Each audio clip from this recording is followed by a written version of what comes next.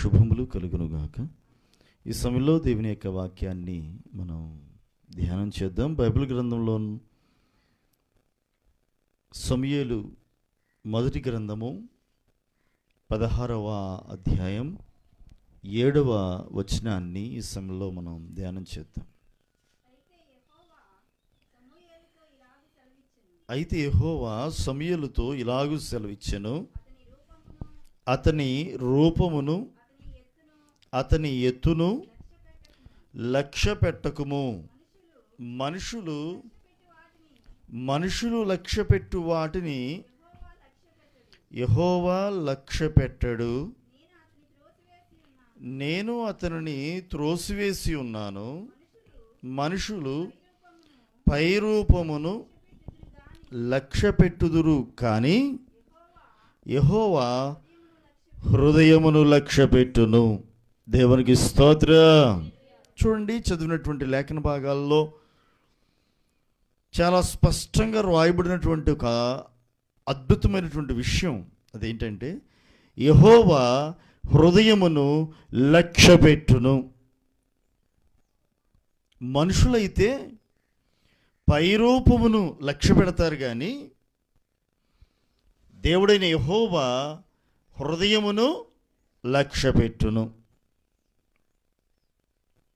ఈ లేఖనంలో సమూయేలుతో దేవుడు చెబుతున్నాడు, అతని రూపమును అతని ఎత్తును లక్ష్య పెట్టకుము. మనుషులు లక్ష్య పెట్టు వాటిని యెహోవా లక్ష్య పెట్టడు. నేను అతన్ని త్రోసివేసి ఉన్నాను. మనుషులు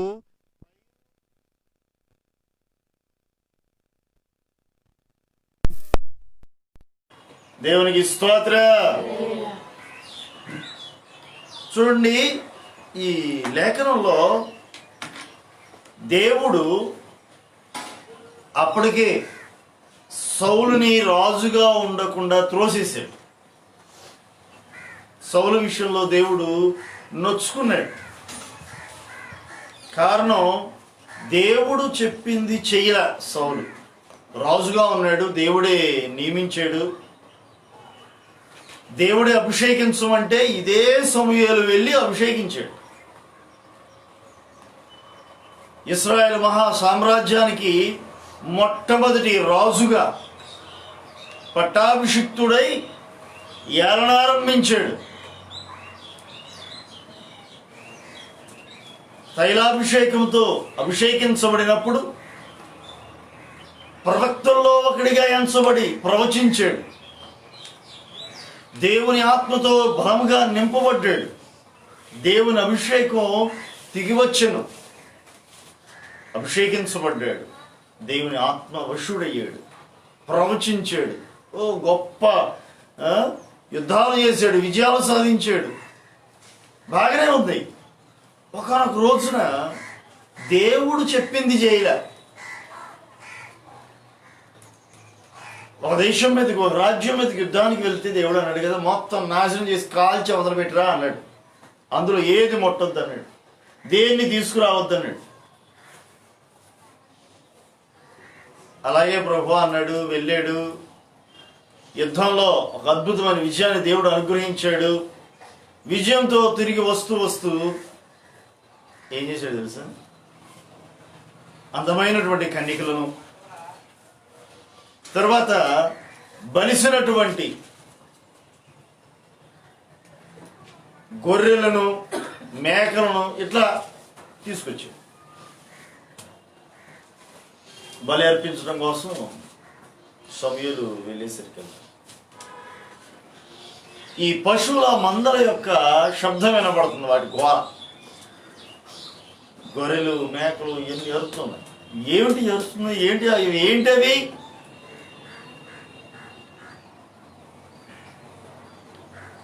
ఫలానా దేశం నుంచి వస్తా అక్కడ నుంచి దేవునికి బలి వచ్చని తీసుకొచ్చానయ్యా. అసలు దేవుడు మొత్తం నాశనం చేయమన్నాడు కదా, అసలు ఏది ముట్టొద్దు అన్నాడు కదా. నా కోసం కాదయ్యా, దేవునికి బలి ఇద్దామని తీసుకొచ్చా. దేవునికి బలిద్దామని. దేవునికి తెలీదా ఏది బలి ఇవ్వాలో, ఏది ఇవ్వకూడదో? నీకన్నా ఎక్కువ తెలుసా దేవునికి? కొంతమంది దేవునికి నేర్పాలని చూస్తారు, దేవునికి బోధ చేయాలని చూస్తారు. కొంతమంది నీ బోధ అంటానికి ఆయన కూర్చొని ఉన్నాడు. కొంతమంది దేవునికి బోధించాలని చూస్తూ ఉంటారు, కొంతమంది సేవకులకు బోధ చేస్తుంటారు. నీ బోధ అంటానికి వచ్చి కూర్చుంది దేవుడు. దేవుడికి తెలీదా ఏది బలివ్వాలో ఏది అక్కర్లేదో అని తెలుసుగా.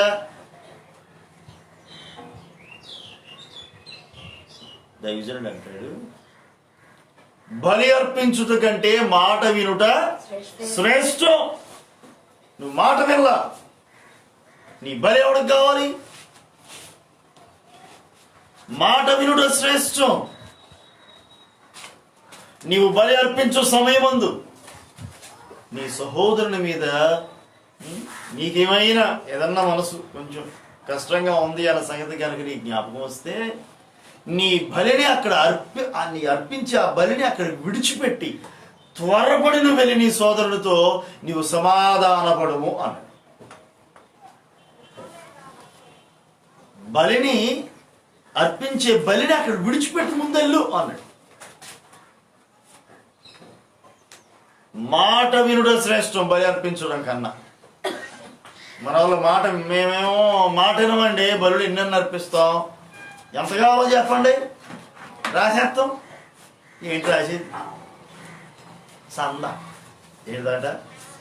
సంద. నీ సంద ఎవడికి కావాలి? నీ సందా కోసం మొహం వాసి ఎవరు కూర్చోవాలా?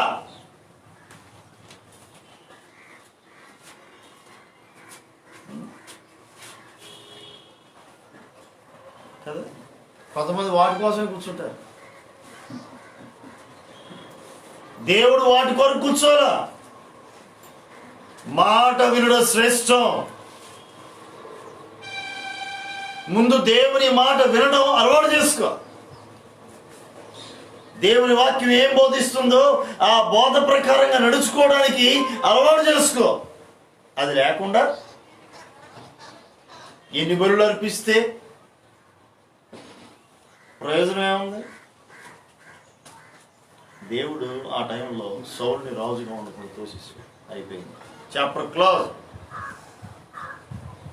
నా హృదయానుసారుని నేను కనుగొన్నాను, వెళ్ళి అతన్ని అభిషేకించమన్నాడు. ఆ తర్వాత దైవజనుడు సమయంలో వెతుక్కుంటూ వెళ్ళిపోయాడు, వెతుక్కుంటూ వెళ్ళాడు. 16వ అధ్యాయం ప్రారంభంలో ఉంటుంది. అంతటా యెహోవా సమూయేలుతో ఇలాగూ సెలవిచ్చెను, ఇశ్రాయేలు మీద రాజుగా ఉండకుండా నేను విసర్జించిన సౌలును గూర్చి నీవెంతకాలము దుఃఖింతువు? నీ కొమ్మును తైలముతో నింపుకొని బెత్లెహేమీయుడైన యెషీ యొద్దకు నిన్ను పంపుచున్నాను. అతని కుమారుల్లో ఒకరిని నేను రాజుగా నియమించుదును. దేవునికి స్తోత్రం. బెత్లెహేమీయుడైనటువంటి యెషీ ఉన్నాడు, అతని కుమారుల్లో ఒకరిని నేను రాజుగా నియమించుచున్నాను. కాబట్టి నీ తైలపు కొమ్ములో ఒక తైలమును నింపుకొని నువ్వు త్వరపడి వెళ్ళు అన్నాడు. బెత్లెహేముకు బయలుదేరాడు దైవజనుడైనటువంటి సమూయేలు. ఊళ్ళో ఉన్నటువంటి పెద్దల ఆన్లైన్లో అడ్రస్ కనుక్కున్నాడు. అయ్యా, బెత్లెహేము అనేటువంటి ఈ ప్రాంతంలో యెషీ అనేటువంటి వ్యక్తి నివసిస్తున్నాడు, వాళ్ళ ఇల్లు ఎక్కడ అని అడిగాడు. ఇప్పుడు ఉన్నట్టుగా టెక్నాలజీ ఆ రోజుల్లో లేదు, లేకపోతే కనుక గూగుల్ మ్యాప్ ఓపెన్ చేసేవాడేమో.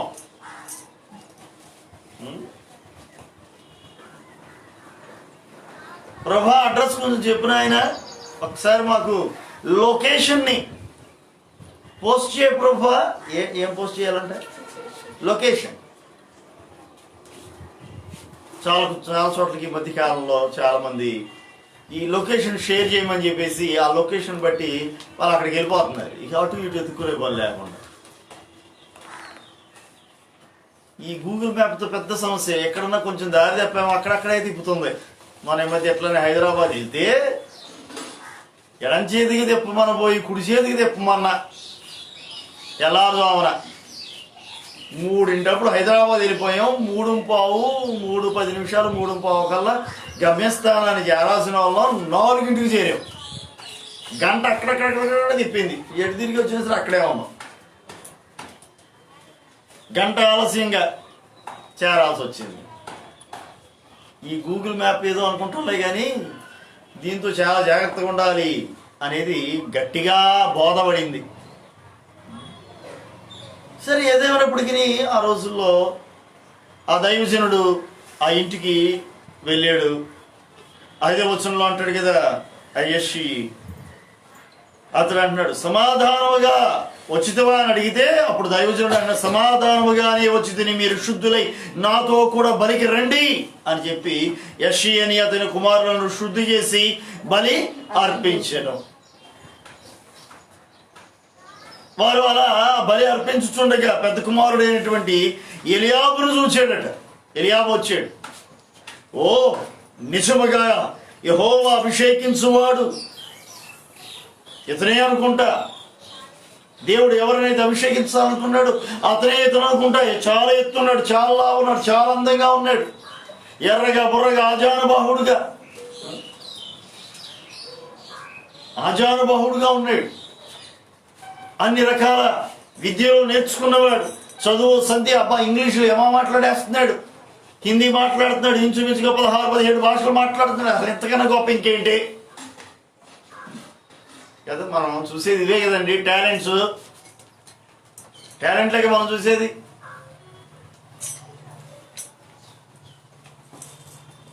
అతను ఏ టాలెంట్ కలిగి ఉన్నాడో దాన్ని బట్టి ఆయా సంబంధించినటువంటి ఉద్యోగాలు.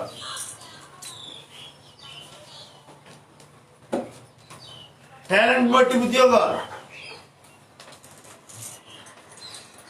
మరుగుజ్జుకి పోలీసు ఉద్యోగం ఇస్తారు ఎవరైనా? మరుగుజ్జు బాగా పరిగెత్తుతాడండి, బాగా పరిగెత్తుతాడు. హై జంపులు, లాంగ్ జంపులు నెంబర్ 1 అండి. ఛాతీ కూడా బాగానే సరిపోతుంది, సెట్ అవుతుంది.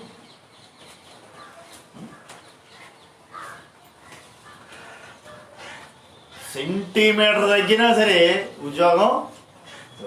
ఏదో హైట్, ఇంత హైట్ అని ఉంటుంది. ఈ మధ్యకాలంలో మనుషుల యొక్క ఎత్తు బరువులు అవన్నీ సవరించడం జరిగింది మొన్న రీసెంట్గా. ఇదివరకేమో ఆడవారి స్త్రీల యొక్క ఎత్తు నార్మల్ హైటు 5 అడుగులు, పురుషుల యొక్క నార్మల్ హైట్ 5.6 అంగుళాలు. ఈ మధ్యకాలంలో తినే తిండి ఇవన్నీ మారిపోతా ఉండడాన్ని బట్టి హైట్ పెరుగుతున్నారంట, అందరూ ఎత్తు పెరుగుతున్నారంట. అందుకోసం నార్మల్ హైట్ కూడా అడ్జస్ట్ చేస్తూ వచ్చారు. ఎంతంటే స్త్రీలకైతే కనుక 5.3 అంగుళాలు నార్మల్ హైట్ కింద సవరించడం జరుగుతుంది. పురుషుల్లో అయితే కనుక 5.8 అంగుళాలు నార్మల్ హైట్. రీసెంట్గా మమ్మీ మధ్య ఒక వారం 10 రోజుల క్రితమే ఈ న్యూస్లో వచ్చింది స్టేట్మెంట్. ఇదివరకేమో 5 అడుగులు కనుక ఉంటే స్త్రీలు అది నార్మల్ హైట్. ఇప్పుడు ఇప్పుడు లెక్కల ప్రకారంగా దాన్ని 5.3 అంగుళాలకు మార్చారు. ఈ లోపల ఉన్న వాళ్ళు పొట్టివాళ్ళు అన్నారు. 5.3 అంగుళాలు కనుకుంటే కనుక నార్మల్ హైట్ అన్నట్టు. అంతకన్నా ఎక్కువ ఉంటే కనుక అప్పుడు చాలా ఎత్తు అని. పురుషుల్లో 5.6 అంగుళాలు ఉంటే నార్మల్ హైట్, దాన్ని మార్చారు 5.8 అంగుళాలు. నేను 5.8 అంగుళాలు ఉన్నా. అంటే ఇప్పుడున్న లెక్కల ప్రకారంగా నార్మల్ హైట్ ఇప్పుడు నార్మల్ హైట్ వేయాలి. ఇదివరకు బాగా ఎత్తు అనమాట అన్నట్టు నేను అనుకున్నా. నేను అనేవాడిని నార్మల్ హైటేనా అది అనేవాడిని, కానీ ఇప్పుడు తెలిసింది నార్మల్ హైట్ అప్పుడు కాదు. ఆజానుబాహుడు ఎవరో ఏలియాబు, ఎత్తరి ఆజానుబాహుడు, విశాలమైన బాహువులు కలిగిన వాడు,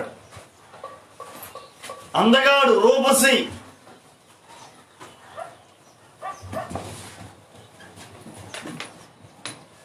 అన్ని రకాల విద్యలను ఎరిగినవాడు.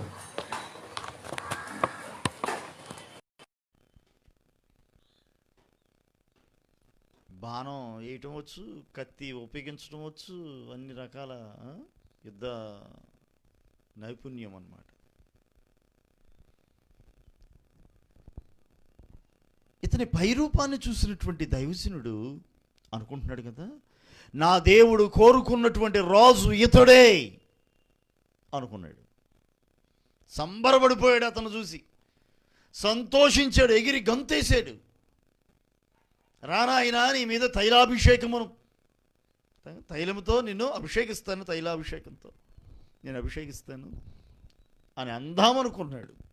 ఈ లోపులోనే దేవుడు మాట్లాడుతూ అంటున్నాడు కదా, అయితే యెహోవా సమూయేలుతో ఇలాగూ సెలవిచ్చెను. సమూయేలు ఏమనుకుంటున్నాడు? నిజముగా యెహోవా అభిషేకించువాడు ఆయన ఎదుట నిలిచి ఉన్నాడని అనుకొనెను. అయితే యెహోవా సమూయేలుతో ఇలాగూ సెలవిచ్చెను, అతని రూపమును అతని ఎత్తును లక్ష్య పెట్టకుము.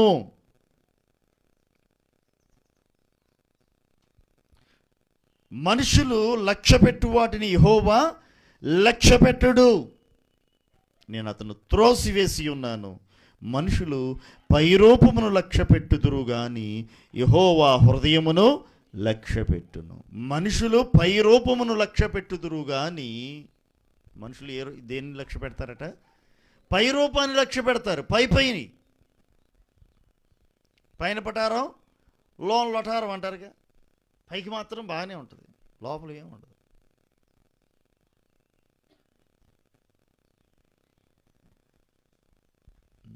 పైన పటారం లోన్ లొటారం,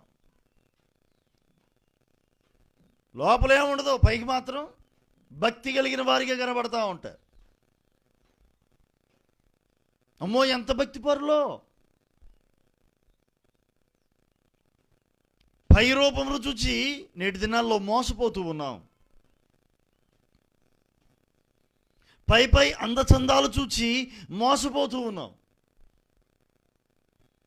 మనుషుడైతే పై రూపమును లక్ష్య పెడుతూ ఉన్నాడు. మనుషుడు పై రూపాన్ని లక్ష్య పెడుతూ ఉన్నాడు. దేవుడు మాత్రం పై రూపాన్ని కాదు, నీ హృదయంతరంగానే చూస్తున్నాడు. ఇప్పుడు మాకేం తెలుసండి మీ మనసులో ఏముందో? పైకి మీరు చెప్పే మాటను బట్టి అవును అనుకుంటాం, మీరు కాదంటే కాదు అంటాం, అవును అంటే అవును అన్నారు కాబట్టి అవును అనుకుంటాం, నమ్ముతాం. మనసులో ఒకటి పెట్టుకొని పైకి ఒకటి మాట్లాడుతూ ఉంటే ఎలా తెలుస్తుంది? అందుకోసం నీ మనసులో ఏముందో పైకి కూడా అదే చెప్పు. నీ ప్రవర్తన అదే అయి ఉండాలి.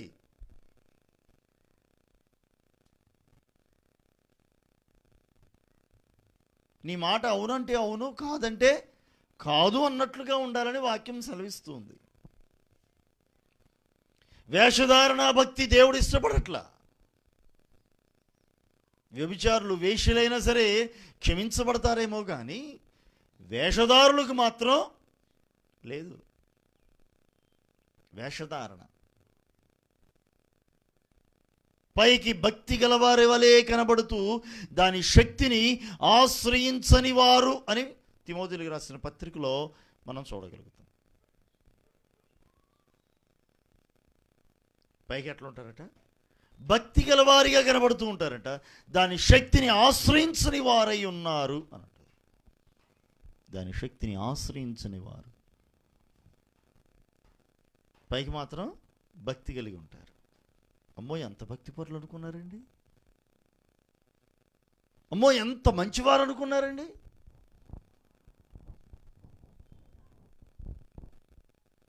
మరి నీ హృదయాంతరంగం ఎలా ఉంటుంది? అమ్మో ఎంత ప్రార్థనాపరులండి. నువ్వు వ్యక్తిగతంగా దేవునితో కలిగి ఉన్న సహవాసం మీద ఆధారపడి ఉంటుంది నీ భక్తి. 10 మందిలో కూర్చున్నప్పుడు చేసే ప్రార్థన కాదు. దీర్ఘ ప్రార్థనలు, 10 మందిలో కూర్చున్నప్పుడు దీర్ఘ ప్రార్థనలు, ఒంటరిగా ఉన్నప్పుడేమో షార్ట్ అన్నమాట. షార్ట్ చిన్ని ప్రార్థన, ప్రభా స్తోత్రం ఆత్రం ఆమేన్. ప్రభా స్తోత్రం ఆత్రం ఆమేన్, అంతే. జనాలు చూసేటప్పుడు ఓ దీర్ఘ ప్రార్థనలు ఓ చేసి చేసి చేసి చేసి అన్నానికి కూడా గంట సేపు ప్రార్థన. జనాలు చూస్తున్నారుగా. నీ వ్యక్తిగత ప్రార్థన అనుభవం, దేవునితో నీ సహవాసం వ్యక్తిగతంగా, నీ పర్సనల్,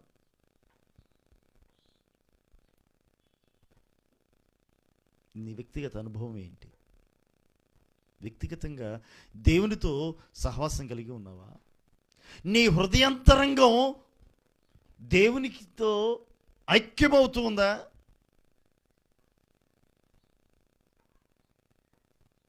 దేవుడు పై రూపమును లక్ష్య పెట్టుటలేదు. నీకేముందో ఏమి లేదో ఆయన చూడట్లా. నీకు తెలివితేటలు ఉన్నాయా, జ్ఞానం ఉందా, చదువు ఉందా, సంధ్యలు ఉన్నాయా, ఆస్తిపాస్తులు ఉన్నాయా, నువ్వు అందగాడువా, ఇటు చోట్ల తెల్లగున్నావా, ఎర్రగున్నావా, నల్లగున్నావా, చామంచా, ఈ రంగులు చూడట్లేదు. నువ్వు పట్టుకున్నావో లేకపోతే ఎత్తుకున్నావా, ఆజానుబాహుడువా, 6 అడుగులా, 7 అడుగులా, 5 అడుగులా, 4 అడుగులా, 2 అడుగులా, ఇది చూడట్లేదు దేవుడు. పై రూపమును లక్ష్య పెట్టుటలేదు. ఇర్మీయాతో ప్రభు అంటాడు కదా, నేను బాలుడను అని నువ్వు అనవద్దు అన్నాడు. ఏమనొద్దు? ప్రభా నేను బాలుడును కదా ప్రభా, నేను ఎలా చెప్పగలనయ్యా, నేను ఏం చేయగలనయ్యా? దేవుడు అన్నాడు, నువ్వు బాలుడు నువ్వు అనుకున్నావు, నేను అనుకోవట్లా. నేను బాలుడను అని నువ్వు అనుకుంటున్నావు, నేను అనుకోవట్లా. నువ్వు ఆ మాట అనొద్దు అసలు.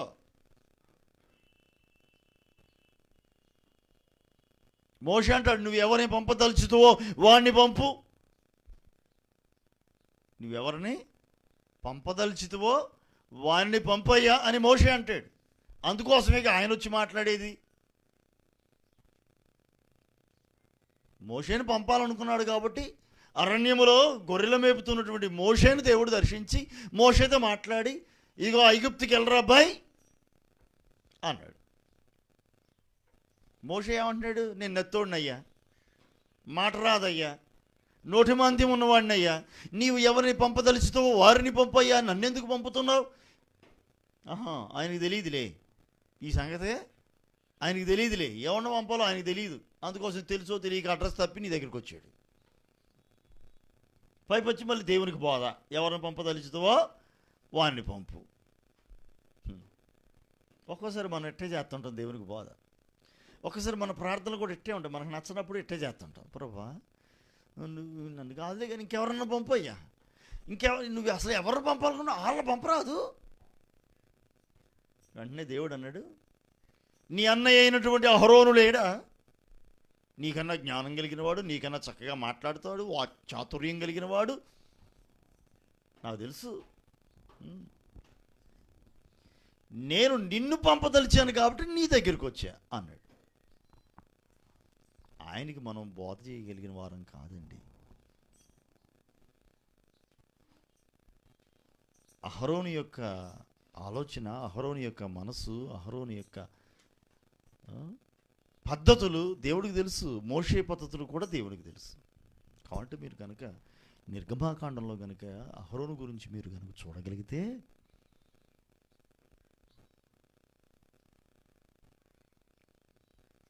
మోషే కొండపైకి వెళ్ళాడు, కొండ పైన మోషే ఉన్నాడు.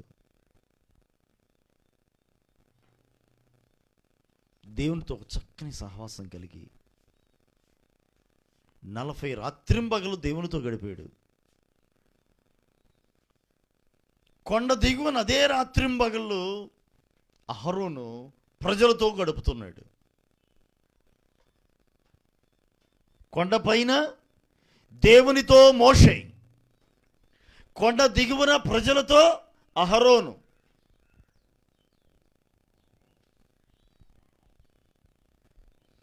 దేవునితో గడుపుచున్న అనుభవం మోషేది.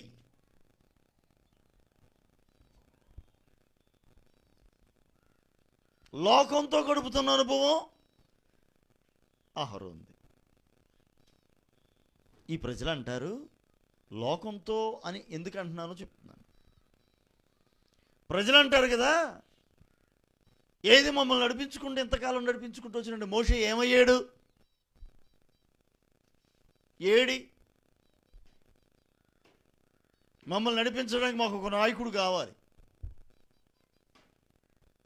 మా కోసం ఒక దేవత కావాలి, ఒక దేవుడు కావాలి,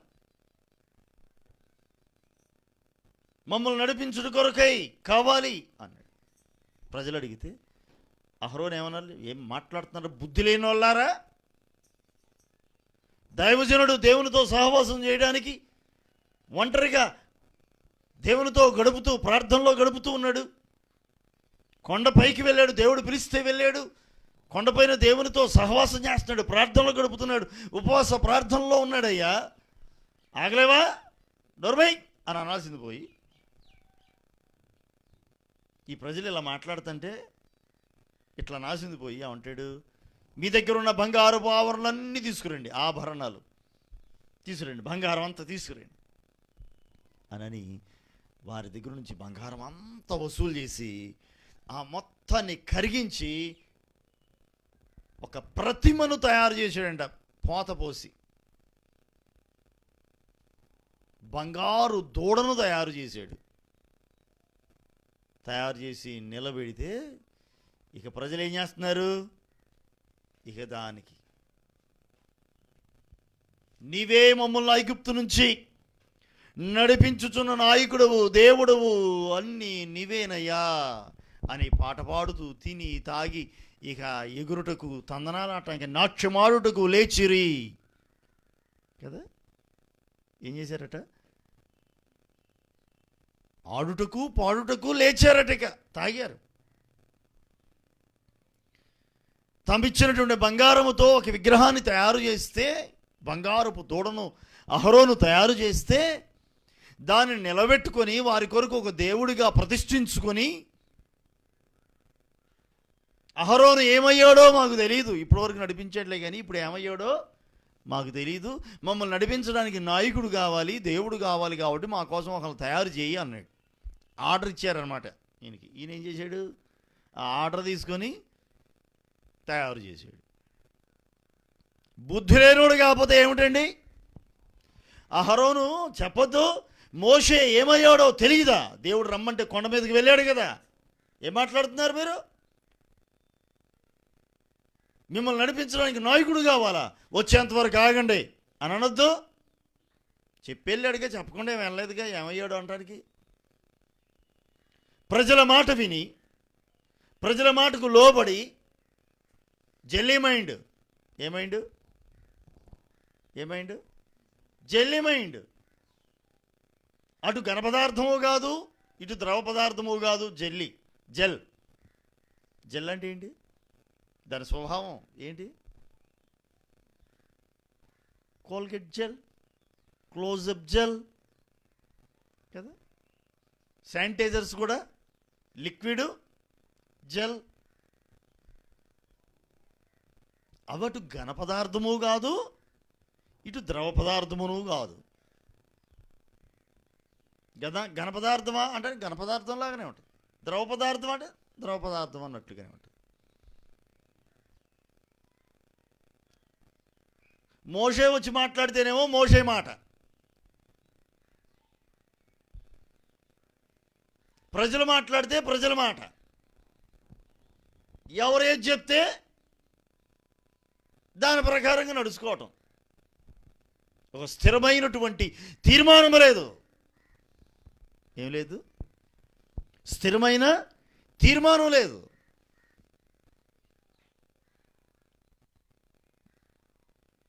ప్రజలు వచ్చేసి మోషే ఏమాయనో మాకు తెలియదయ్యా, కాబట్టి మమ్మల్ని నడిపించడానికి ఒక నాయకుడు కావాలి, మాకు ఒక దేవుడు కావాలి, కాబట్టి నువ్వేం చేస్తావు మాకు తెలియదు అన్నప్పుడు బుద్ధి లేని వాళ్ళు ఏం మాట్లాడుతున్నారు మీరు అసలు?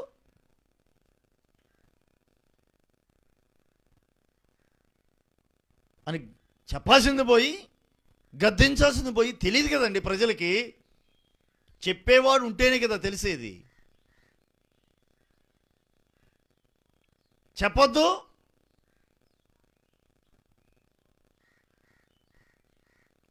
అవసరమైతే గట్టిగా చెప్పాల్సిన దగ్గర గట్టిగా చెప్పాలి, తప్పదు, చేసేదేముంది. అమ్మో గట్టిగా చెప్తే వీళ్ళందరూ వచ్చి నా మీద పడతారేమో, నన్ను ఏం చేస్తారు, నన్ను చంపేస్తారేమో, కొడతారేమో, తరిమేస్తారేమో, లేకపోతే మందిరంలో ఉండకుండా నన్ను ట్రాన్స్ఫర్ చేసేస్తారేమో, ఎందుకు ఆ బతుకు కదా, వేస్ట్ అండి. ఒక బలమైన తీర్మానం ఉండాలి. దేవుని కొరకు నిలబడాలి, దేవుని కొరకు సేవ చేయాలి, దేవుని కొరకు నేను బ్రతకాలి అనేటువంటి ఒక బలమైన తీర్మానాలు ఉండాలి మనకు. మన హృదయం దేవునితో అటాచ్ అయి ఉండాలి. హృదయపూర్వకంగా ప్రభుని వెంబడించే వారమై ఉండాలి తప్ప పైకి భక్తి వద్దు మనకి. పూర్ణ హృదయంతో పూర్ణాత్మతో ప్రభుని ఆరాధించేవారిగా, ఆయన్ని వెంబడించేవారిగా మనం ఉండాలి. దేవుడు దాన్ని కోరుకుంటున్నాడు. అట్టి వారిని దేవుడు ఇష్టపడుతూ ఉన్నాడు. ప్రజల కోసం, జనాల కోసం, మెప్పు కోసం, ధనం కోసం, భోగభాగ్యాల కోసం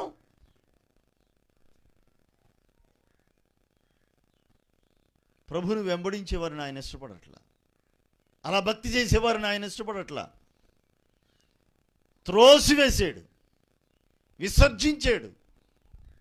సౌలుని రాజుగా ఉండకుండా దేవుడు ఏం చేశాడు? విసర్జించి వేశాడు. నా హృదయానుసారుణ్ణి నేను కనుగొన్నాను, వెళ్ళు అతను అభిషేకించు అని. మనుషులు పైరూపాన్ని చూస్తూ ఉన్నారు, దేవుడు అంతరంగాన్ని చూస్తున్నాడు. నీ అన్నయ్య అయినటువంటి అహరోను లేడా? నీకన్నా తెలివైనోడే, కానీ నేను నిన్ను కోరుకున్నా. Praise the Lord. నీకన్నా మాటకారి. అబ్బో, నోరు తెరిస్తేనా ఎన్ని మాటలు వస్తాయో, ఎన్ని మాటలు మాట్లాడుతూ ఉంటారు కొంతమంది. గంటలో ఎన్నో వందల వేల మాటలు మాట్లాడుతుంటారు కొంతమంది వేల మీద లెక్కించేంత తక్కువగా మాట్లాడతారు. కొంతమంది మాటల ప్రవాహం ఎక్కడి నుంచి వస్తాయో ఆలోచించకుండానే మాట్లాడేస్తూ ఉంటారు. అసలు ఆలోచించను కూడా టక టక టక టక టక టక మాట్లాడేస్తూ ఉంటారు. కొంతమంది ఆలోచించి ఆచితూచి మాట్లాడుతూ ఉంటారు. ఇంకొంతమంది, నీ అన్నయ్యనటువంటి అహరోను లేడా, కానీ నేను నిన్ను కోరుకున్నాను అన్నట్లుగా దేవుడు మాట్లాడుతున్నాడు. అహరోన్ని, అతని హృదయం, అతని పద్ధతులు దేవుడికి తెలుసండి.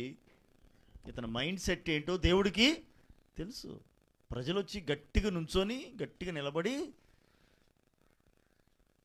ఏంటయ్యా ఏడే మీ తమ్ముడు ఏడు, అసలు ఎటు వెళ్ళాడో ఏమో, మమ్మల్ని నడిపించడానికి వద్దా? ఐగుప్తు దేశానికి తీసుకొచ్చారు, అరణ్యంలో ఉన్నాం, కనాను దేశానికి మరి మమ్మల్ని తీసుకెళ్ళడానికి 40 రోజులు అయిపోయింది, అడ్రస్ లేడు, మమ్మల్ని నడిపించడానికి ఒక నాయకుడు కావాలి, మరి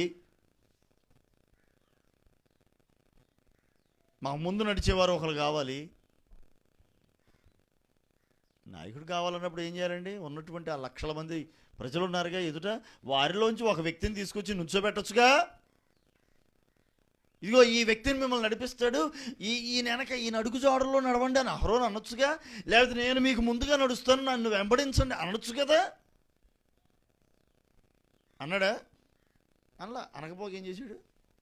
తీసురండి, బంగారం తీసురండి, నిలువు దోపిడి ఇచ్చేయండి, మొత్తం నిలువు దోపిడి అనమాట. మొత్తం ఒలిసి ఇచ్చేసారు. ఒంటి మీద ఉన్న బంగారం అంతా ఇస్తే దాని అంతటిని కరగతీసి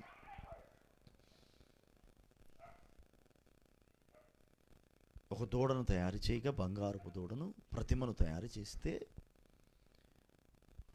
దానికి మొక్కి దాని ఎదుట తిని తాగి నాట్యమాడుతున్నారు, ఆడుటకును పాడుటకును లేచిరి. నీవే మా దేవుడువు, ఐగుప్తు నుంచి మమ్మల్ని నడిపించుచున్నవాడువు నీవే అని పాటలు పాడుతున్నారు. అసలు బుద్ధి ఉండొద్దు. ఇప్పుడు నువ్వు బంగారం ఇస్తే దాన్ని కరగదీసి ఇప్పుడు తయారు చేశారు దాన్ని. నేను ఐగుప్తు నుంచి నడిపించింది ఇదా? ఏం మాట్లాడుతున్నావు? అదే నడిపించింది. దేవునికి కోపం రగిలిపోయింది. ప్రజలు ఏదో అన్నారు, తెలుసో తెలియకో అన్నారు, బుద్ధి లేక అన్నారు, అన్నారు తెలుసో తెలియదు, మొత్తానికి అయిపోయింది, ఏదో అయిపోయింది. నాయకుడు అన్నవాడు, పెద్ద అనేవాడు గద్దించొద్దు, తప్పురాబ్బాయ్ అని సరిచేయొద్దు. సరిచేయకపోగా వారి కోసం ఒక విగ్రహాన్ని తయారు చేశాడు, ఒక బొమ్మను తయారు చేశాడు. ప్రజలు దానికి పూజిస్తున్నారు, ప్రజలు దాని ఎదుట నాట్యం ఆడుతున్నారు, ఆడుతున్నారు, పాడుతున్నారు, తాగుతున్నారు, ఇష్టం వచ్చినట్టు చేస్తున్నారు. దేవునికి కోపం వచ్చి ఆ రోజున ఇంచుమించుకు 3,000 మంది చనిపోయారు. అహరోను నిలబడ్డాడు ఆ రోజున దేవుని కొరకు, నిలబడ్డాడండి. తెలుసు దేవునికి, ఈ హృదయంతరంగం తెలుసు ఆయనకి. అహరోను ఏంటో దేవునికి తెలుసు. అందుకోసమే దేవుడు మోషేని ఎన్నుకున్నాడు. దేవునికి స్తోత్రం. ఎలియాబు వచ్చాడు, ఆ తర్వాత ఇంకొకడు వచ్చాడు, 7 వచ్చారండి. రెండో వాడిని చూసి అనుకున్నాడు ఇతను కావచ్చు దేవుడు ఎన్నుకున్నది రాజుగా అనుకున్నాడు. దేవుడు ఇతను కాదు, 3వ వాడు కాదు, 4 కాదు, 5 కాదు, 6 కాదు, 7వ వాడు వచ్చాడు, 7 కూడా కాదు. దేవా 7 కూడా కాదు అయ్యా. యెషీ తెల్లమొహమే చూస్తున్నాడు. దైవజనుడు అంటున్నాడు కదా, వీరుగాక ఇంకెవరు లేరా, అందరూ అయిపోయారా? అయ్యా వీడు 7 కాక ఇంకొకడు ఉన్నాడు కానీ, కడసారి వాడు ఒకడు ఉన్నాడు కానీ వాడికి చదువు సందేహం లేవయ్యా. వాడికి చిన్న పిల్లోడు, బాలుడయ్యా. వాడికి ఏమీ తెలీదు, గొర్రెలు మేపడం తప్ప. గొర్రెలు కాసుకురమ్మంటే కాసుకొస్తాడు, మేపుకు రమ్మంటే మేపుకొస్తాడు. దావీదుకు తెలిసింది గొర్రెలను మేపుట, కాయుట. దేవునికి స్తోత్రం. ఏం తెలుసు? గొర్రెలను మేపడం తెలుసు, గొర్రెలను కాయటం తెలుసు. మేపుట, కాయుట తేడా ఉంది. రెండు ఒకటే అనుకుంటే పొరపాటు. మేపడం వేరు, కాయటం వేరు. గొర్రెలను మేపాలంటే ఎవరైనా మేపచ్చు. మేపడం పెద్ద సమస్య కాదు, అది పెద్ద ఇష్యూ ఏం కాదు. కాయుటయే కష్టం. మేపడం చాలా తేలిక. అయితే మేపుకురండి. ఏముందండి మేపడం అంటే, కట్టేసి గడ్డెత్తి అది ఏది తింటాయి, దొడ్డులో వేసి మేతనేస్తే అయ్యే తింటాయి, చక్కగా మేసుకుంటూ కూర్చుంటాయి. తీసుకెళ్ళి ఎక్కడ పచ్చిక బయలు ఉంటే అక్కడ తీసుకెళ్ళి వదిలేస్తే చక్కగా మేస్తూ అలా చక్కగా తిరుగుతూ ఉంటాయి. మేపితే చాలా, నెక్స్ట్ ఉంది ఇంకోటి, కాయాలి. సింహం వచ్చింది, ఇప్పుడు దాన్ని కాయాలి, దాన్ని కాపాడాలి, దాన్ని సంరక్షించాలి. అది కాయుటలో ఉంది. దావీదు నమ్మకమైన గొర్రెల కాపరి. Praise the Lord. తండ్రి తనకు అప్పగించినటువంటి ఆ పనిలో నమ్మకమైన వాడిగా ఉన్నాడు. తన తండ్రి యొక్క గొర్రెలను మేపుటలో, వాటిని కాయుటలో నమ్మకమైన వాడిగా ఉన్నాడు. మంచి కాపరి తన గొర్రెల కొరకు ప్రాణమును పెట్టును. అంతకన్నా మంచి స్నేహితుడు, మంచి కాపరి ఇంకెవరున్నారండి? ప్రాణము పెట్టునంతకన్నా గొప్పలు ఇంకెవరన్నా ఉన్నారా?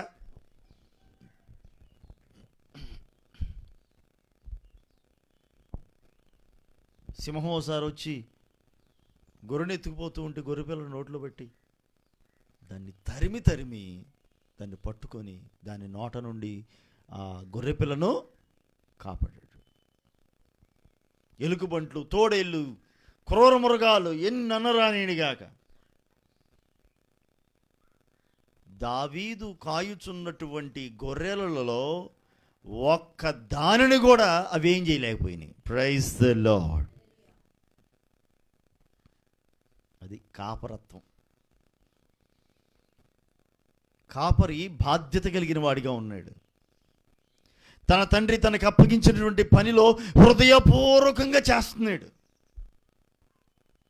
దేవుణ్ణి ఆరాధించుకుంటూ, దేవుణ్ణి స్తుతించుకుంటూ, యెహోవా నా కాపరి, నాకు లేమి కలుగుదు అని దేవుణ్ణి స్తుతించుచు చమత్కారముగా సితారా వాయించుకుంటూ, తోడయ్యా ఏలుముద్రోడు, వాడికి ఏం రాదు. రాజుగా ఉండడం అంటే సామాన్యమైన విషయమా? రాజుగా ఉండడం సామాన్యమైన సంగతియా? ఇంత గొప్ప సామ్రాజ్యాన్ని పరిపాలించుటకు ఏలుముద్రగాడు ఏం పని చేస్తాడయ్యా? ఇదిగో పెద్దోడు చూడు, బాగా చదువుకున్నాడు, రెండో వాడిని చూడు, బాగా చదివాడు. నడిపోను చూడయ్యా, ఇంకా బాగా చదివాడు, MBA ఇంజనీరింగు. ఎక్కడ? ఇక్కడ కాదు, అమెరికా. ఇంగ్లీష్ రఫ్గా మాట్లాడతాడయ్యా.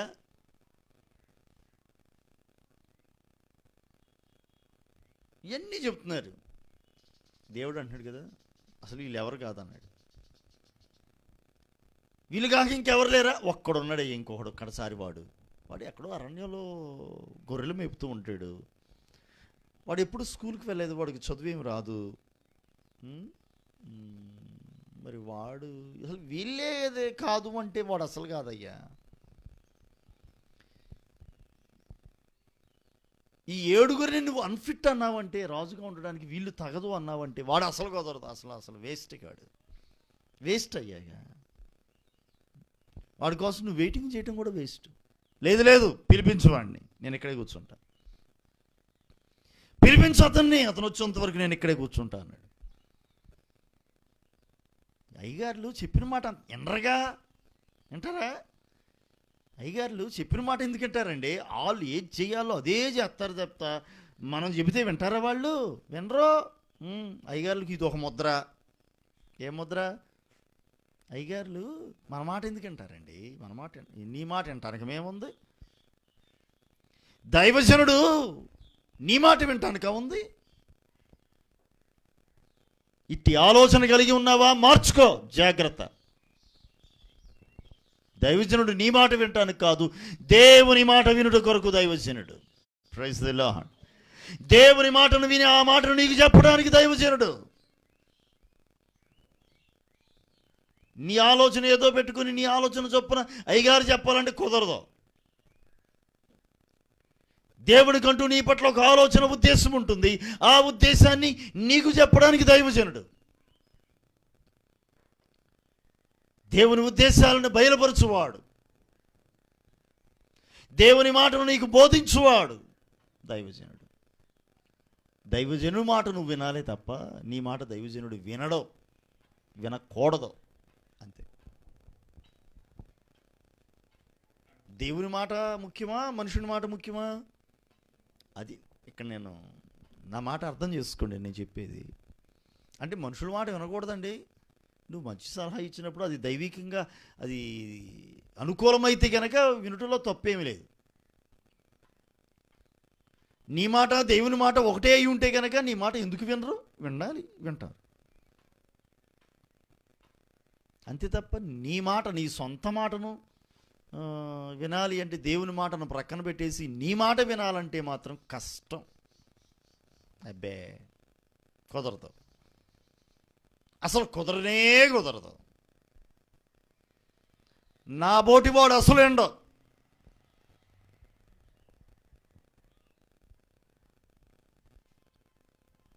గనులైనటువంటి దైవజనులు ఎందరో ఉన్నారు, పరిశుద్ధులైన దైవజనులు. దేవుని మాట విని దేవుని మాట ప్రకారంగా అడుగులు ముందుకు వేశారు. సమస్తమును విడిచిపెట్టి, సమస్తమును పెంటతో సమానముగా ఎంచి దేవుని కొరకు నిలిచారు. ఎన్నో వ్యతిరేకతలు, ఎన్నో అవమానాలు, వాటన్నిటిని భరించారు.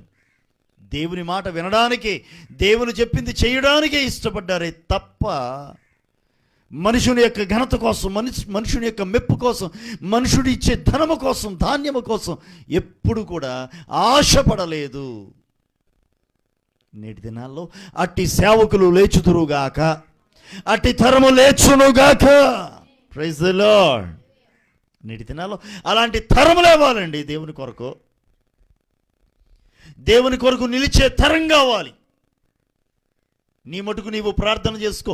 ఈ మాటలు నువ్వు ఎక్కడ ఉండి వింటూ ఉన్నప్పటికీ కూడా నీ మటుకు నీవు ప్రార్థన చేసుకో.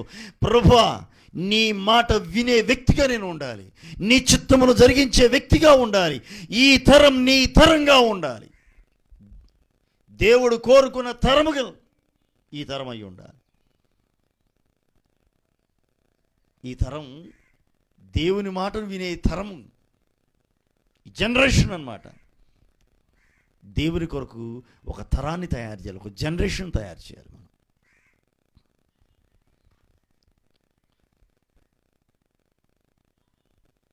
లోక పోకడంలో కొట్టుకుపోతున్నటువంటి తరం దేవునికి అక్కర్లా. అందులో నుండి బయటకు తీసుకురావాలి దేవుని మాట వినే తరాన్ని, ఒక న్యూ జనరేషన్, ఒక క్రొత్త తరం ప్రభు కొరకు తయారవ్వాలి. ఒక క్రొత్త సృష్టిగా, ఒక నూతన సృష్టిగా ఒక తరం తయారవ్వాలి. Praise the Lord. నీవు దేవుని కొరకు నూతన సృష్టిగా మారు. నీ ద్వారా దేవుడు ఒక తరాన్ని తయారు చేస్తాడు. అబ్రహాము దేవుని మాటను విన్నాడు. అబ్రహామును బట్టి దేవుడు ఒక నూతన తరాన్ని లేవనెత్తాడు. జక్కయ్యతో కూడా అన్నాడు, ఏమని? ఇతడును అబ్రహాము కుమారుడే. మరి ఎంతకాలం? ఇతడును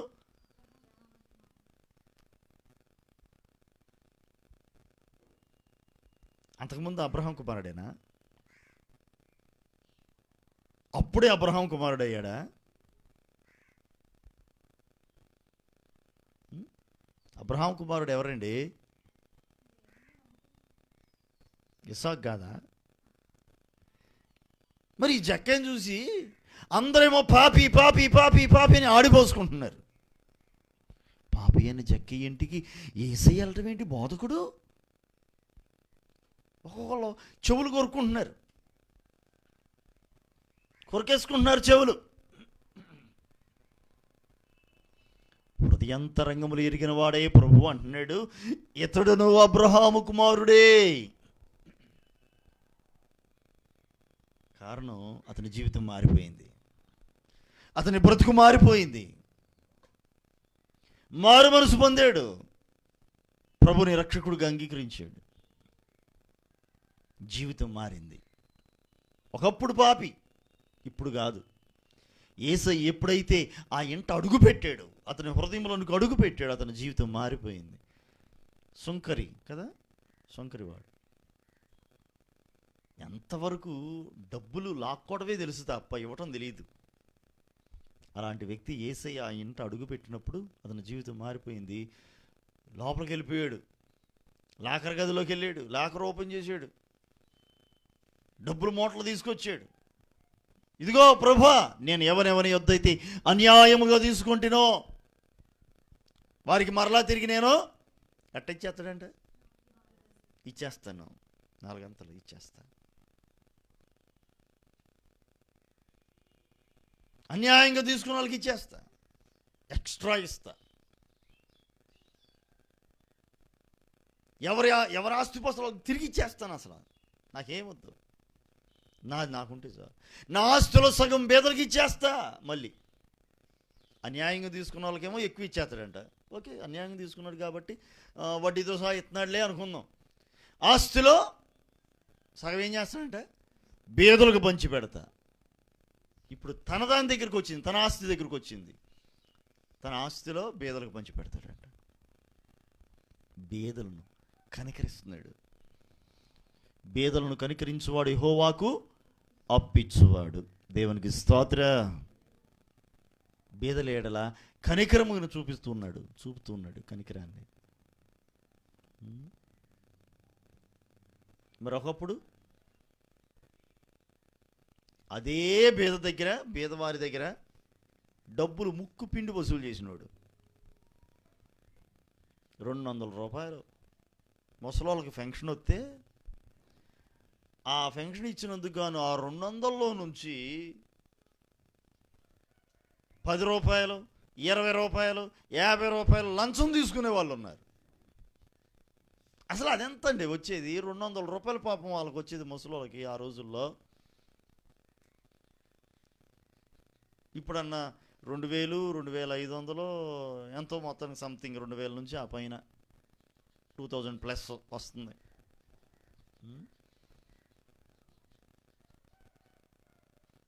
ఏం తక్కువ అండి? ఆ 200 ఎంత వాళ్ళకి టిఫిను? నెలకి ఆయమనంగా టిఫిన్కి రోజుకు 2 ఇడ్లీలు కొనుక్కోవడానికి ముసలోళ్ళకి వస్తాయి. వాళ్ళు నోటికాడు కూడు లాగేస్తున్నారు. బేదలు అని చూడలా, అయ్యో బేదవాడే అని చూడలా జక్కయ్య. బేదవాళ్ళ దగ్గర కూడా లాక్కున్నాడు, వసూలు చేశాడు. అట్లా ఆ రోజుల్లో రోమా ప్రభుత్వం వారికి ఇచ్చినటువంటి అవకాశం అది. ప్రభుత్వానికి కొంత చెల్లించాల్సి ఉంటుంది పన్ను.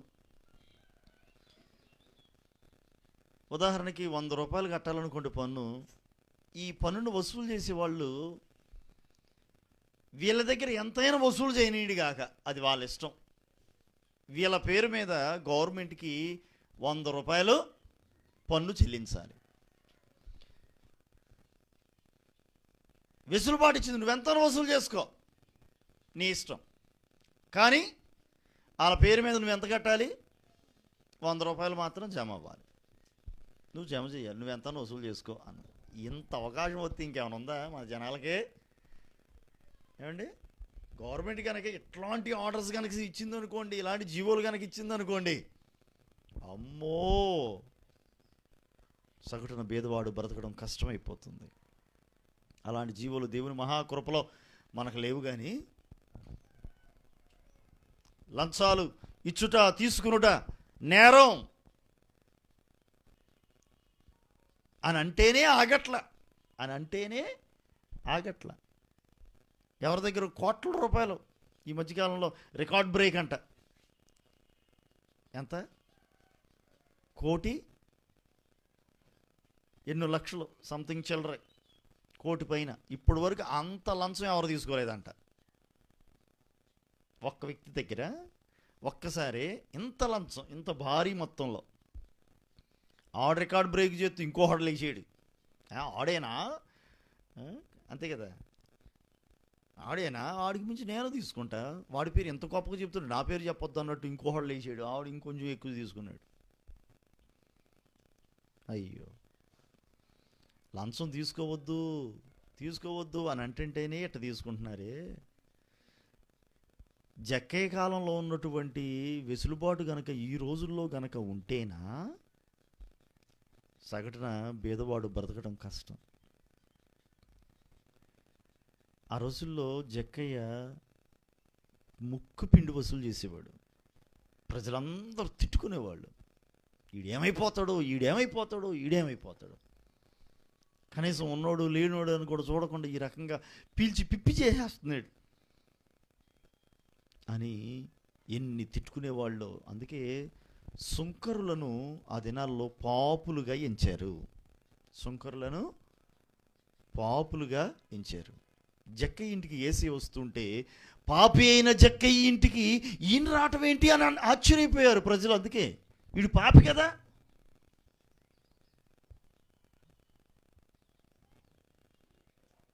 ఇతని స్వభావాన్ని ప్రభు మార్చేశాడు. పెద్ద మెసేజ్ ఏం జరగలేదు అక్కడ, పెద్ద వాక్యం ఏం జరగలేదు, పెద్ద మీటింగ్ ఏమైనా జరిగిందా?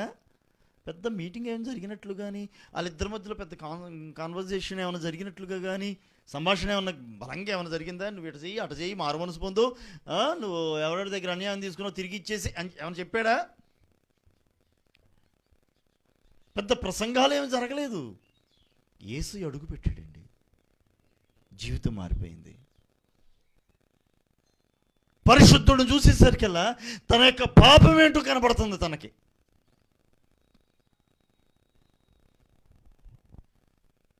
నీ వస్త్రాలు నల్లగున్నాయా తెల్లగున్నాయా అని ప్రత్యేకంగా చెప్పక్కర్లా. తెల్లగా మెరిసిపోతున్నటువంటి తెల్ల బట్టలు వేసుకున్న వ్యక్తి దగ్గర నిలబడితే నీ వస్త్రాలు తెల్లగున్నాయో నల్లగున్నాయో నువ్వే చెప్పచ్చు. దీనికోసం పెద్ద బోధ ఏమైనా చేయాలా? దీనికోసం ఏమక్కర్లా. ఆ తెల్ల బట్టలు చూసి, ఏ సర్ఫ్ వాడుతున్నావు? ఏరియలేనా, రిన్నా, లేదండి XXX ఏదో చెప్తారు వాళ్ళు. చిన్నప్పటి నుంచి అడ్వర్టైజ్మెంట్ వస్తూ ఉంటుంది, వాషింగ్ పౌడర్ నిర్మా, నీకేం పట్టింది కర్మ అన్నట్టు కదా. అడ్వర్టైజ్మెంట్లు రకరకాలుగా వస్తూ ఉంటాయి. చెప్పక్కర్లా. ఒక పరిశుద్ధుడు ఎదుట నిలిచినప్పుడు పాపి యొక్క తన పాపపు స్వభావం అక్కడ కనబడుతూ ఉంటుంది. ప్రత్యేకంగా చెప్పక్కర్లేదండి ఇది. దీనికోసం పెద్ద మెసేజ్ ఏం అవసరంలా. దేవుడే కనుక నిన్ను దర్శిస్తే గంటల తరబడి వాక్యాలు ఏం అక్కర్లా నీకు. నీ పాపాల నుంచి నువ్వు విడిపించబడటానికి, పాపముల విషయమే నువ్వు పశ్చాత్తాపడటానికి నీ హృదయాన్ని సిద్ధపరచుకో. ప్రభా, నీ మాట నాకు కావాలి ప్రభా, నా బ్రతుకు మారుతుంది నువ్వు మాట్లాడితే అని నీ హృదయాన్ని నీవు సిద్ధపరచుకోగలిగితే, నీ పాపమును నీవు ఒప్పుకోవడానికి నీ హృదయాన్ని సిద్ధపరచుకోగలిగిన వ్యక్తిగా కనుక నీవు ఉండగలిగితే సంవత్సరాలు పట్టిద్దా నువ్వు మారు మనసు పొందడానికి? నెలలు సంవత్సరాలు ఎంత సీనియారిటీ ఉంటుందో అండి కొంతమందికి. ప్రజలేమో అతని పాపపు స్వభావాన్ని చూస్తున్నారు. ప్రజలు పాపపు స్వభావాన్ని చూస్తున్నారు, జక్క యొక్క పాపపు స్వభావాన్ని చూస్తున్నారు, అతని అలవాట్లను చూస్తున్నారు. కానీ ప్రభువు మాత్రం, యేసయ్య మాత్రం అతని యొక్క హృదయంతరంగాన్ని చూస్తున్నాడు. Praise the Lord. మనుషుడు పై రూపమును లక్ష్య పెట్టును కానీ యెహోవా అంతరంగమును, హృదయమును లక్ష్య పెట్టును. అతని హృదయాన్ని చూస్తున్నాడు ఆయన. అతని హృదయంలో కలుగుతున్నటువంటి పశ్చాత్తాపాన్ని చూస్తున్నాడు. అతని హృదయంతరంగంలో కలుగుతున్నటువంటి ఆ నూతన స్వభావాన్ని చూస్తున్నాడు, నూతనత్వాన్ని చూస్తున్నాడు, పశ్చాత్తాపాన్ని చూస్తున్నాడు. అయ్యో నేను పాపిని, ఈ పరిశుద్ధుడు నా ఇంటికి వస్తున్నాడు, నేను పాపినే, నా పాపపు స్వభావాన్ని నేను మార్చుకుంటాను, నా పాపపు అలవాట్లను నేను మార్చుకుంటాను, నేను మారు మనసు పొందుతాను అని తన హృదయంలో పశ్చాత్తాపడుతూ లోపలికి వెళ్ళిపోయాడు. డబ్బును తీసుకొచ్చాడు, డబ్బు సంచిని. ఎవరెవరి దగ్గర నేను అన్యాయంగా తీసుకున్నానో వాళ్ళకి తిరిగి నేను ఇచ్చేస్తాను. మళ్ళీ ఎట్లా ఇస్తాడట? 4 గంటలు మళ్ళీ ఇచ్చేస్తాను. అంత మాత్రమే కాదు ప్రభువా, బీదలు ఉన్నారుగా, నా ఆస్తిలో సగమును బీదలకు ఇచ్చేస్తా. ఎంత గొప్ప మార్పు వచ్చింది! ఎంతవరకు ఇమ్ము అనేవాడు ఇప్పుడు ఏం చేస్తున్నాడు? ఇదిగో నేను ఇస్తా, తీసుకో అంటున్నాడు. Praise the Lord. ఎంత మార్పు, ఎంత పశ్చాత్తాపం! తన పాపం విషయమై పశ్చాత్తాపడు. ఆ హృదయపు ఆ తలంపులను, ఆ హృదయంతరంగంలో కలుగుతున్న మార్పులను దేవుడు చూశాడు. యేసయ్య చూసి అంటాడు, ఇతడును అబ్రహాము కుమారుడే. అబ్రహాము కుమారుడు. అబ్రహాము విశ్వాసులకు తండ్రి, పాపులకు కాదు, విశ్వాసులకు తండ్రి అబ్రహాము. ఇతడును అబ్రహాము కుమారుడే. దేవుడు హృదయాన్ని చూస్తున్నాడు, హృదయమును లక్ష్య పెట్టుచున్న దేవుడు, పై రూపాన్ని కాదు. మనుషులు మాత్రం పై రూపమును లక్ష్య పెట్టుదురు కానీ, ఓ సమయాలు నీవు పై రూపాన్ని లక్ష్య పెడుతున్నావు, అతని ఎత్తును చూస్తున్నావు, అతని రంగును చూస్తున్నావు, అతని చదువును చూస్తూ ఉన్నావు, అతని యోగ్యతలు చూస్తున్నావు. నేను వాటిని చూచుటలేదు, అతని హృదయాన్ని చూడాలి. ఇదిగో గొర్రెలు మేపుతున్నాడు దావీదు, పిలువనంపించారు. అతడు వస్తూ ఉండగానే దేవుడు చెబుతున్నాడు, ఇదిగో నేను కోరుకున్నవాడు. Praise the lord. అంతేనండి, ఏమనుంది?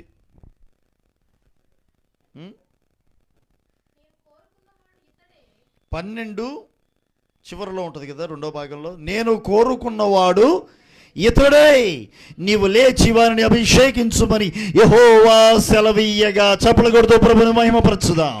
Praise the lord. ఇదిగో నేను కోరుకున్న వాడు ఇతడే. ఏముందండి ఇతనిలో? అంతగా దేవుని కనుదృష్టిని ఆకర్షించింది దావీదులో ఏముంది? ఇదిగో ఇతడే నేను కోరుకున్నవాడు. హృదయాన్ని చూశాడు, హృదయ అంతరంగాన్ని చూశాడు. ఎత్తు లేడేమో, లావు లేడేమో, వయసు లేదేమో, చదువు లేదేమో, జ్ఞానము లేదేమో, కానీ అతనిలో ఒకటి ఉంది, తనకు అప్పగించబడిన పనిని నమ్మకంగా చేయుట. దేవుని ఎడల భయము భక్తి కలిగిన వాడై తనకు అప్పగించబడిన పనిలో నమ్మకస్తుడుగా ఉన్నాడు. Praise the Lord. దేవుని ఆరాధించుటలో హృదయపూర్వకంగా ఉన్నాడు, దేవుని వెంబడించుటలో హృదయపూర్వకంగా ఉన్నాడు. హృదయపూర్వకంగా ప్రభుని వెంబడించే వారమై ఉండాలి మనం. హృదయపూర్వకంగా ప్రభుని మనం వెంబడించాలి. మన పూర్ణ హృదయముతో ప్రభుని వెంబడించగలగాలి. నువ్వు చేసే పని పూర్ణ హృదయముతో దేవుని నామ మహిమ కొరకు నువ్వు చేయి, తగిన ఫలాన్ని దేవుడు నీకు ఇస్తాడు. బైబిల్ గ్రంథంలో రాసి ఉంది, కావాలంటే మీరు చూడండి. రాజుల మొదటి గ్రంథం 8వ అధ్యాయం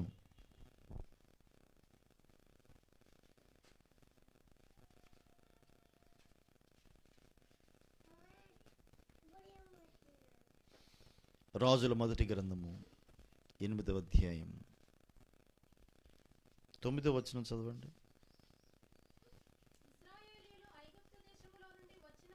వచ్చినప్పుడు వారితో నిబంధన చేయగా ఉంచెను. 39 చదవండి. ప్రతి మనిషి యొక్క హృదయము నీవెరుగుదువు గనుక నీవు ఆకాశమును నీ నివాస స్థలమందు విని క్షమించి దయచేసి ఎవరి ప్రవర్తనను బట్టి వారికి ప్రతిఫలమిచ్చి. వింటున్నారా? ప్రతి మనిషి యొక్క హృదయము నీవెరుగుదువు. ప్రతి మనిషి యొక్క హృదయమును నీవెరుగుదువు అని చెబుతూ అంటాడు కదా, ఎవరి ప్రవర్తనను బట్టి వారికి ప్రతిఫలమిచ్చి. హృదయమును ఎరిగి అందుకు తగినట్లుగా ఆయన ఏం చేస్తున్నాడు? ప్రతిఫలమిచ్చువాడు. ప్రభుని నీవు నీ పూర్ణ మనసుతో వెంబడించు, వెతుకు, వెంబడించు. 11వ కీర్తన 4వ చరణాన్ని చూడండి. కీర్తనలు 11.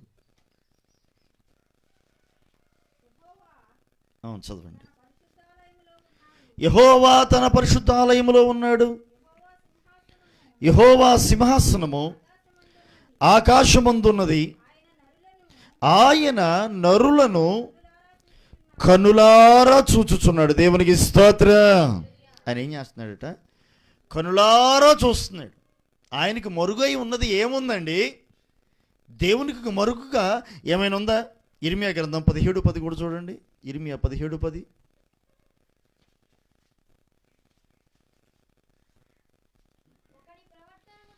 ఒకని ప్రవర్తనను బట్టి వాని క్రియల ఫలము చొప్పున ప్రతీకారము చేయుటకు యెహోవా అను నేను హృదయమును పరిశోధించువాడను. నేను హృదయమును పరిశోధించువాడను, అంతరింద్రియములను పరీక్షించువాడను. ఒకని ప్రవర్తనను బట్టి వాని క్రియల ఫలము చొప్పున ప్రతీకారము చేయుటకు ఆయన ఏం చేస్తున్నాడట? హృదయములను పరిశీలించుచున్నాడు, అంతరింద్రియములను పరీక్షించుచున్నాడు. మనం ఆరాధిస్తున్న దేవుడు పైరూపమును లక్ష్య పెట్టువాడు కాడు. హృదయంతరంగమును చూస్తూ ఉన్నాడు. హృదయంతరంగాన్ని పరిశీలించే యెహోవా అని పేరు. మనుషుడు పైరూపాన్ని లక్ష్య పెడుతూ ఉన్నాడు. దేవుడైతే అంతరంగాన్ని, హృదయంతరంగాన్ని పరిశీలిస్తూ ఉన్నాడు. ఈ రోజున నీ హృదయంతరంగం దేవుని ఎదుట ఎలా ఉంది? చాలామంది పైకి భక్తిగా కనబడుతూ ఉంటారు, వారి హృదయం మాత్రం దేవునికి దూరంగా ఉంటుంది. ఈ రోజున నువ్వు ఎలా ఉంటావు? అందుకే యేసయ్య ఆయన ఈ భూలోకంలో సేవ చేయుచున్నటువంటి ఆ దినముల యందు 33.5 సంవత్సరాలు ఆయన ఉన్నాడు కదా ఈ లోకంలో నరుడిగా. అందులో 3.5 సంవత్సరాలు సేవ చేశాడు. ఆ 3.5 సంవత్సరాల సేవలో పరిసయ్యులను గురించి, శాస్త్రుల గురించి ఆయన అంటాడు కదా, వేషధారులారా అన్నాడు, సున్నం కొట్టిన సమాధులారా అని గద్దించాడు కదా. సున్నం కొట్టిన సమాధులు అన్నాడు. అదేంటో సున్నం కొట్టిన సమాధి ఏంటి? సున్నం కొట్టిన సమాధి ఏంటండి? ఇప్పుడు సున్నం కొట్టే సమాధులు ఎక్కడ కనపడుతున్నాయి? తక్కువ, తగ్గిపోయింది. మార్బుల్స్ వేస్తున్నారు సమాధులకి, టైల్స్ వేస్తున్నారు, మార్బుల్స్ వేస్తున్నారు, అందంగా తయారు చేస్తున్నారు. దేన్ని? తాజ్మహల్ ఏమిటో తెలుసా మీకు? తాజ్మహల్ ఎవరిది? ముంతాజ్ సమాధి. ఎంత అందమైన పాలరాతి కట్టడం. దాని దగ్గరికి వెళ్ళి ఆ సమాధి ముందు మనోళ్ళు ఏం చేస్తున్నారు? సెల్ఫీలు, ఫోటోలు, అబ్బో వీడియోలు కదా. నేను తాజ్మహల్ వెళ్ళా, మరి ఏమనుకున్నావు అన్నట్టుగా అవి తెచ్చిపెట్టుకుంటున్నాం. కొంతమంది వాటికి సంబంధించినటువంటి బొమ్మలు తెచ్చిపెట్టుకుంటున్నాం. గాజు కూడా ఉంటాయి, ఐటమ్స్ ఉంటాయి, చక్కగా లైట్లతో ఉంటాయి, అందంగా తెచ్చిపెట్టుకుంటాం. ఇంతకీ నువ్వు తెచ్చిపెట్టుకునేది ఏంటిదో తెలుసా? నువ్వు తెచ్చిపెట్టుకుంది నీ ఇంట్లో నువ్వు పెట్టుకున్నది సమాధిని పెట్టుకుంటున్నావు. సమాధి యొక్క ప్రతి రూపాన్ని పెడుతున్నావు. ఒక అద్భుతమైనటువంటి కట్టడం అండి అది, మనం కాదనలేము దాన్ని. కానీ లోపల ఏమన్నదో తెలుసా? కుళ్ళు, ఎండిపోయిన ఎముకలు. అంతేగా సమాధి లోపల ఉండేది అదిగా, ఎండిన ఎముకలు. ఊళ్ళో కనపడే సమాధులు చూస్తేనేమో జనాలకి భయమా? తాజ్మహల్కేమో వెళ్ళి సెల్ఫీలు దిగటమా? ఇది సమాధే, అది సమాధి. కొన్ని సమాధులు చూడటానికి చాలా చూడముచ్చటగా ఉంటాయి. సమాధాన సంగతి కొంతమందికి తెలియక వెళ్ళారు, కానీ కొంతమంది తెలిసి సమాధి అయినా సరే చాలా అద్భుతమైన కట్టడం, ప్రపంచ వింతల్లో ఒక వింత అని చెప్పేసి వెళ్ళారు. సరే, వేరే విషయం. కొంతమందికి మాత్రం తెలియక వెళ్తున్నారు సమాధి అనే సంగతి తెలిస్తే అడుగు కూడా పెట్టరు, భయం మన జనాలకి. ఆ సమాధి ఉన్న వైపు కనీసం కన్నెత్తు కూడా చూడరు. పేరువంచలో హైవే పక్కన తీసుకున్నాం స్థలం, రోడ్డు పక్కనే. ఇటు తిరువూరు కల్లూరు హైవేలో మనం స్థలం తీసుకున్న ఆనుకొని పక్కన సమాధులు, 2 సమాధులు, జంట సమాధులు ఉంటాయి. 2 3 2 ఆనుకొని ఉన్నాయి. ఈ గట్టి అడ్డం ఉంటే ఉన్నాయండి, మాకేంటి? దేవునికి స్తోత్రం. ఏముంటుంది? పైన ఏమో తులసి కోట కనపడుతుంది, ఏమవుతుంది? మనం భయపడాల్సిన పనేం లేదు, కంగారు పడాల్సిన అవసరం అంతకన్నా లేదు. ఏముంది అందులో? ఏమీ లేదు. లోపలదంతా కుళ్ళు, ఎండిపోయిన ఎముకలు. పైకి మాత్రం సున్నం, పాలరాయి, marbles, dash dash dash dash రకరకాలుగా అందంగా తీర్చిదిద్దుతున్నారు. పైకి అంత అందంగా ఉన్నది సమాధి కదండి, కదా. లోపల ఉన్నదంతా కుళ్ళే కదా. పరిసయ్యులని, శాస్త్రులని గురించి పై భక్తి చేసేవాళ్ళు ఉంటారు చూసారు, వారి గురించి ప్రభువు ఎంత కఠినమైన మాట ఉపయోగించాడో తెలుసా? మీరు సున్నం కొట్టిన సమాధులు అన్నాడు. అంటే ఏంటి? పైకి మాత్రం భక్తిగా కనపడుతున్నారు కానీ లోపలంతా కుళ్ళే. పైకి మాత్రం భక్తి కలిగిన వారు ప్రార్థనా పరులుగా అన్నట్టు కనపడుతున్నారు కానీ లోపలంతా ఎండిపోయిన ఎముకలు, అంత అపవిత్రత. ఈ భక్తితో దేవుడు పైన ఉన్నటువంటి సున్నాన్ని చూడట్లేదు, దేవుడు పైన ఉన్నటువంటి పాలరాయిన చూడట్లేదు, పై అందాన్ని చూడట్లేదు. ఆయన ఏం చూస్తున్నాడు తెలుసా? నీ హృదయ అంతరంగాను చూస్తున్నాడు, లోనికి తొంగి చూస్తూ ఉన్నాడు ఆయన నీ హృదయంలోనికి తొంగి చూసినప్పుడు నీ హృదయంతరంగం ఎలా ఉంటుంది? అది ఆయనకి ముఖ్యమైనది. అది నేను తలదూకున్నానా లేదా, పౌడర్ వేసుకున్నానా లేదా, ఇస్త్రీ బట్టల కాదా? జనాలకు కావాల్సింది ఇవి, అంతే కదా. జనాలకు కావాల్సింది ఇవి. అయ్యగారు తెల్ల బట్టలు వేసుకున్నారా, నల్ల బట్టలు వేసుకున్నారా? అయ్యగారుగా ఆ మాత్రం తెల్ల బట్టలు వేసుకోకపోతే ఎట్టా? కనీసం ఆదివారం అన్నా వేసుకోకపోతే ఎట్టా? మన జనాలకు కావాల్సింది ఇది.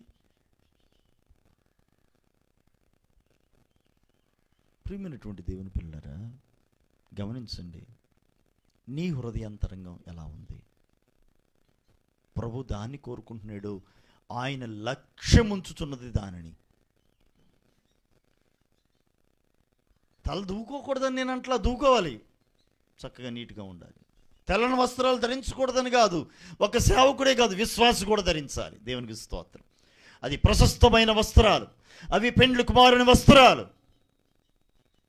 ధరించాలి. నీట్గా ఉండాలి దానికి ఆదనం. పైకి తెల్లని బట్టలు వేసుకుని లోపలంతా అపవిత్రత కనుక ఉందనుకుంటే హృదయం అంతా అపవిత్రత, అసూయ, ద్వేషం కదా, పాపాలు ఉన్నాయిగా. పాపపుల మూట గత తెలుగు రాసిన పత్రికలు ఉంటుంది, చిట్ట, పాపాల చిట్ట. ఇవన్నీ పెట్టుకొని కూర్చొని పైకి మాత్రం తెల్లబట్టలు వేసుకొని దేవునికి స్తోత్రం, ప్రైజ్ ది లార్డ్, హల్లెలూయా అనంటే అట్ట కాదు కాదు. నీ హృదయం దేవుని ఎదుట పరిశుద్ధముగా ఉండాలి. నేటి దినాల్లో ఎలా ఉంటున్నాం మనం? ఆయన నీ హృదయాంతరంగాన్ని పరిశీలిస్తున్నాడు, పరీక్షిస్తున్నాడు. ఆయన నీ హృదయాన్ని లక్ష్యముంచుతూ ఉన్నాడు. సమయంలో నువ్వు పై రూపాన్ని మీద నువ్వు లక్ష్యముంచుతున్నావు. నేను అంతరంగాన్ని చూస్తున్నాను, నేను హృదయాన్ని చూస్తున్నాను. ఇదిగో దావీదు యొక్క హృదయం నా మనసుతో అంటుకొని ఉన్నది. నా హృదయానుసారుడు దావీదు. దావీదు ఎవరట? దేవుడు సాక్ష్యం ఇచ్చాడండి దావీదుని గురించి. నా హృదయానుసారుడు అన్నాడు దేవుడు. దేవుని హృదయాంతరంగములను ఎరిగిన వాడై ఆయన హృదయమునకు తగినట్లుగా ఇతను హృదయం వెంబడించింది. సంపూర్ణ హృదయముతో ప్రభుని వెంబడించినవాడు, హృదయపూర్వకంగా ప్రభుని వెతికినవాడు. హృదయపూర్వకంగా ప్రభుని వెతకాలి. దినవృత్తాంతాల గ్రంథం 1వ గ్రంథం 28వ అధ్యాయం 9వ వచనాన్ని చూడండి. చదువు. నా కుమారుడా, నీ తండ్రి యొక్క దేవుడైన దేవుడైనటువంటి యెహోవా అందరి హృదయములను పరిశోధించువాడును, ఆలోచనలన్నిటినీ, సంకల్పములన్నిటినీ ఎరిగినవాడనై ఉన్నాడు. నీవు ఆయనను తెలుసుకొని హృదయపూర్వకంగాను మనఃపూర్వకంగాను ఆయనను నీవు సేవించును.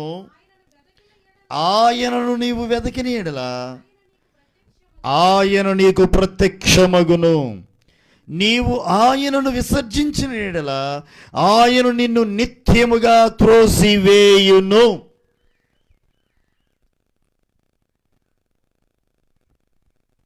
తండ్రి తన కుమారుడికి చెప్తూ ఉన్నాడు. దావీదు తన కుమారుడికి చెబుతున్నాడు. ఏమని చెప్తున్నాడు? హృదయపూర్వకంగా మనపూర్వకంగా ఆయన్ని సేవించు, ఆయనను వెతుకు, అప్పుడు ఆయన నీకు ప్రత్యక్షమవుతాడు. ఒకవేళ నీవు ఆయన కనుక విసర్జించితివా, జాగ్రత్త, నిత్యముగా ఆయన నిన్ను త్రోసివేస్తాడు. అంతే. ఏది బెటరు? హృదయపూర్వకంగా వెతికావా? హృదయపూర్వకంగా ఆయన్ని సేవిస్తున్నావా?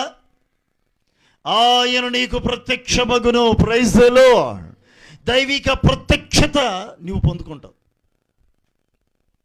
గొప్ప సంగతి. దైవ ప్రత్యక్షత పొందుకోవటువంటి మామూలు విషయం అంటారా? చాలా గొప్ప సంగతి. దైవమే మానవుని దర్శించుట అనగా సామాన్యమైన సంగతియా? ఇది దేవుడు దర్శించుట అద్భుతం, మహాద్భుతం. ఎంత గొప్ప ఉన్నతమైన అనుభవం అండి అది. దేవుని ప్రత్యక్షతను పొందుకుంటావు, దేవుని నడిపింపును నువ్వు పొందుకోగలుగుతావు.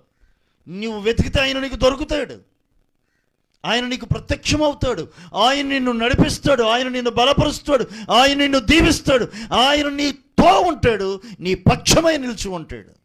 Praise the Lord. వెతుకు హృదయపూర్వకంగా, మనపూర్వకంగా నువ్వు వెతుకు, ఆయన్ని సేవించు.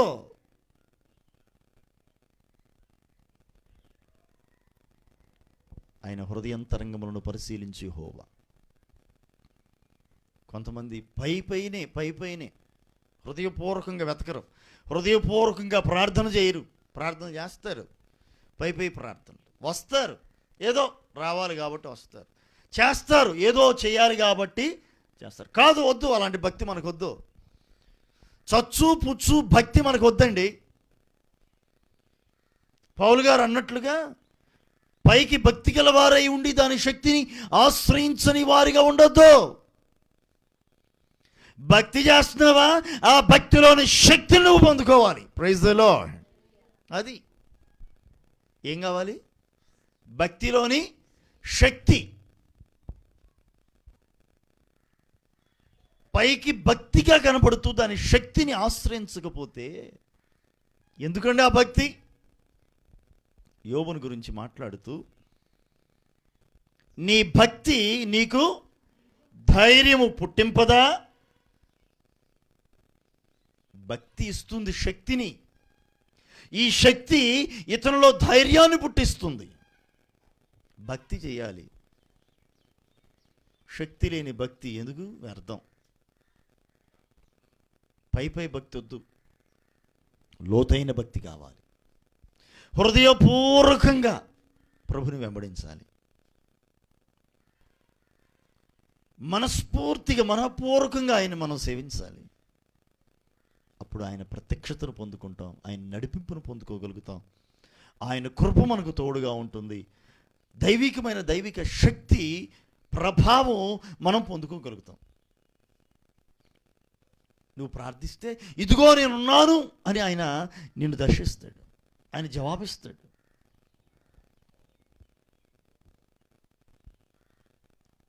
అంతేగాని పై భక్తి చేస్తే ఉపయోగం ఏముంది? మనుషులు ఎదురు భక్తి అది. మనుషులు కోరుకునే భక్తి మనకు వద్దండి.